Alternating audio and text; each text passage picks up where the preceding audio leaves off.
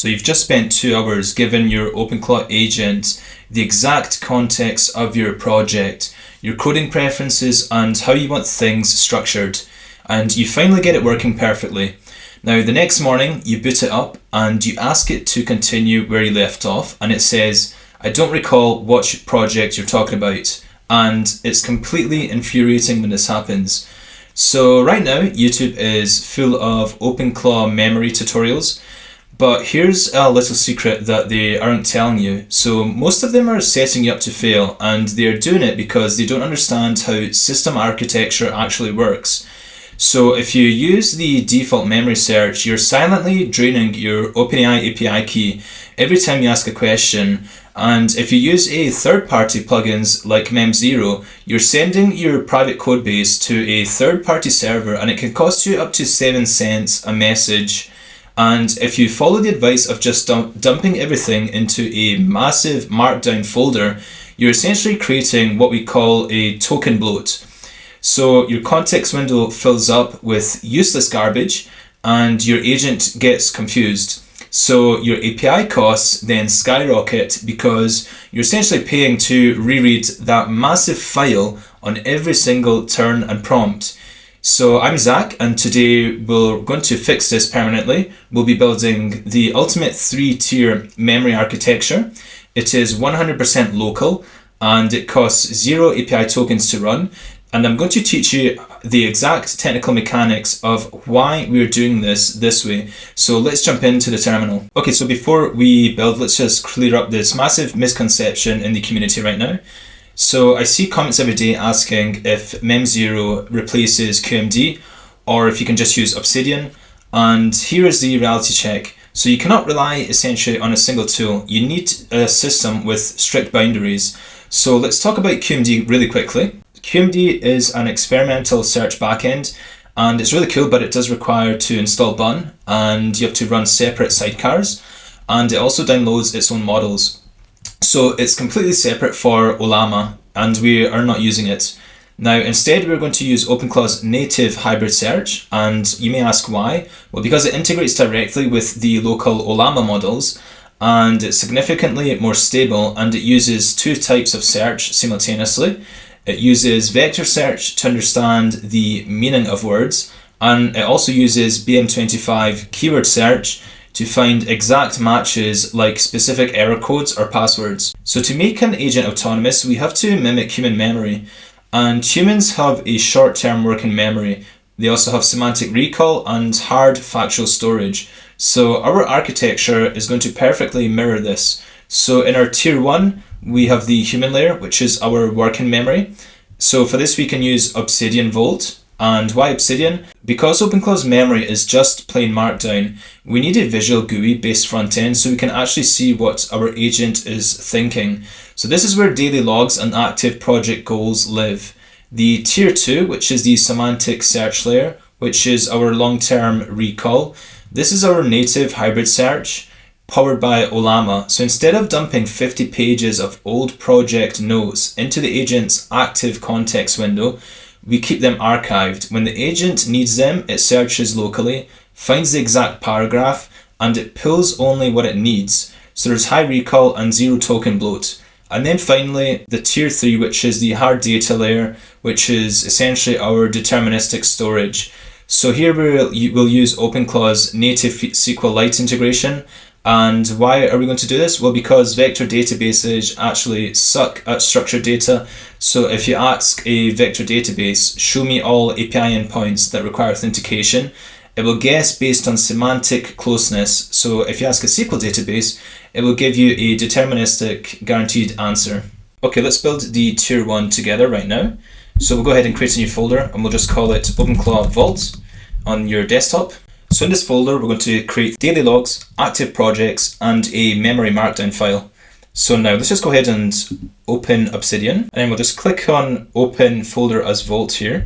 And then we'll find the folder that we just created right now. I'll go to desktop and just look for our Vault, and here it is. We'll just open it up. Okay, now we have to add this directory into our OpenClaw instance inside the configuration file. Let's just right click on our folder Vault that we just created, copy the path name, And we're going to head over to OpenClaw.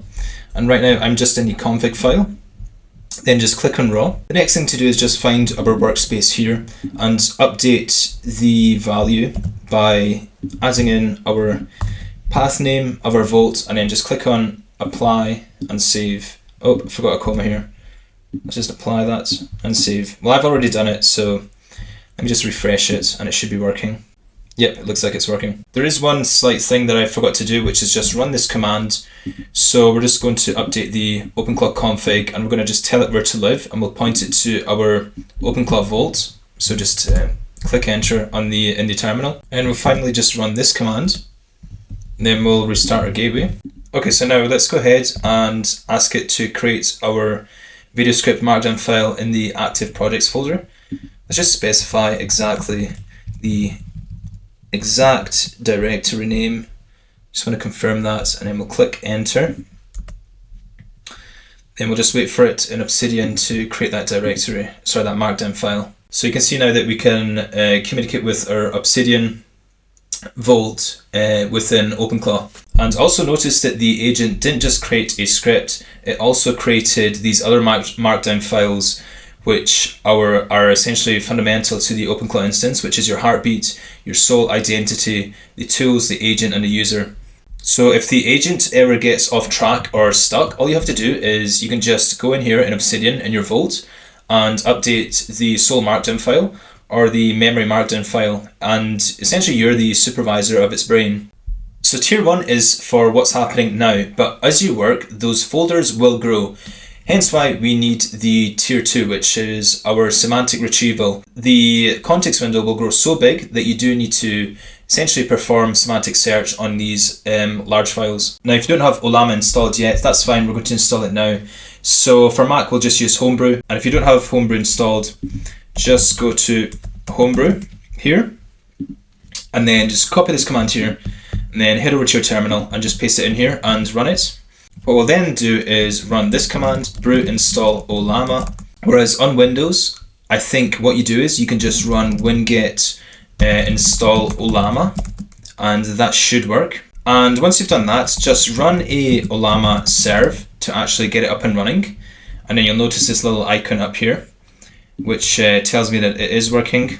So now we need the specific model that handles our memory vectors. So I'm going to use this embedding model and just use this command here and then run it in your terminal, and you'll see you'll get a success message here, which is perfect. So now we're going to tell OpenClaw to hijack the memory routing, and we can use 4 commands to bypass the Amnesia problem and the invalid config errors. So the first command, which is going to authorize local handshakes, is this one here, which again you can just get it below in the description. The second command, which is this one, which will just allow us to point it to our local machine, and then we'll just essentially cut the code from OpenAI, and then we're going to lock in our vector engine by running this command. Okay, once that's done, let's just clear it up. Okay, so now we want to verify that the tier 2 is actually working. So we'll just go into our OpenClaw instance, and we'll run this prompt, which again is below in the YouTube description, and then I'm just going to click enter, and it looks like it's avoiding storing our encryption salt in the memory markdown. So because it's recognizing it as sensitive data, as you can see here, which is always good. So let's just go with option A, and we'll just save it to the memory markdown plain text. Okay, so now we have to clear the agent's short-term memory. So it essentially focuses only on long-term memory, which is the Ollama vectors. So what we'll do is we'll just head over to our terminal and run the OpenClaw gateway restart. Okay, so now that our OpenClaw instance has restarted, what we're going to do is we're just going to ask our agent a question that will require it to look back at the salt that we just saved. So let's just click enter here, and then let's just make sure that Ollama is running. Yep, that's our embedding model running, perfect. And we'll go back to our OpenClaw instance. Okay, so now if you look closely at this reasoning stream, the agent actually failed his first attempt, and it says memory search returned no results. Now this is because we just added that data and the local vector index wasn't built yet, But here is where the architecture saved us. So instead of giving up, the agent actually fell back to tier 1 and used the memory get tool to read the raw memory markdown file directly from our vault. Now, just quickly before we move on, I noticed that in the vault that we created on our desktop, it actually created a memory directory folder, but instead it needs to be a markdown file. So just go ahead and delete that folder and then recreate the memory markdown file. So let's just rerun this prompt again. And what it should do is, it will then save it in here in our memory markdown file in Obsidian. And you can see that it's now saved it in here in our memory markdown. Now let's just restart our agent again to verify that Ollama is working. We'll just wait for it to restart, and that might take a few seconds. Then we'll head back to our OpenClaw instance. Okay, so then we're just going to ask the OpenClaw instance to see if it remembers the encryption salt that we asked it to add before. And we'll just run that here. Then we'll just run Ollama PS here. And you can see that the GPU is at 100%. So if you check this out, I just asked the agent for the secret salt. And if you look at the reasoning stream, it says that the memory search returned no results. So you might think the system is broken here, but it actually, if you look in the other terminal here, the GPU is running at 100%. So this essentially proves that our local engine is turning our question into a vector, but because we just saved that file, the background indexer, it's likely that it hasn't finished baking it into the searchable database yet. Now we're going to run another command in the terminal right now, which is going to force the OpenClaw to essentially start indexing our vault the millisecond a file changes. So we'll just run this command here. And then the agent needs to see a change in the vault. So if we just go back to Obsidian, and then we'll just go back to our memory markdown file, and we'll just add a line here, and then we'll just save the file. Okay, so now we've forced the sync.watch flag, and this tells the system to treat our Obsidian vault like a living brain. So let's just try that query one more time. So let's go back to our OpenClaw instance in here, and then we'll run this question here. Okay, so now if you look at the reasoning stream, it no longer says that there's no response. It essentially says now that the memory search was successful, and essentially this is their answer right here. So there's no fallback to reading the file, and there's no long wait times. It pulled that directly from our local vector database. And yeah, if you just look at our terminal here, and we just run Ollama PS, our GPU is at 100%. So essentially now we have a local, private and free memory architecture that will scale as your vault grows. So you've just turned a simple chatbot into a high performance engineer. So you might be asking, why do we need to do this? Well, it's because OpenClaw will wait for a certain amount of new data before it actually spends the energy to index. So by turning on the sync.watch, we are telling the agent, I want this information available now. So this is the setup you need if you're building in real time. Tier 2 is incredible, but here is the truth about vector search. It is great for concepts and vibes, but it actually sucks at hard facts. So if you ask a vector database for an exact API endpoint or financial records, it will guess based on semantic closeness, but we don't want guesses. So for hard data, we need a tier 3 deterministic storage, and we're going to be using SQLite for this because it's file-based and it lives right inside our vault. So watch this. I'm just going to tell the agent right now to initialize tier 3. So we'll just go ahead over to our agent and we'll type in this prompt right now. So I do have this in the guide below in my YouTube description, so we'll just go ahead and click enter. So what will happen later is when I query this later and ask for viral videos, the agent doesn't use vectors. It will write a precise SQL statement that will hit a local database file, and it will give me the exact row.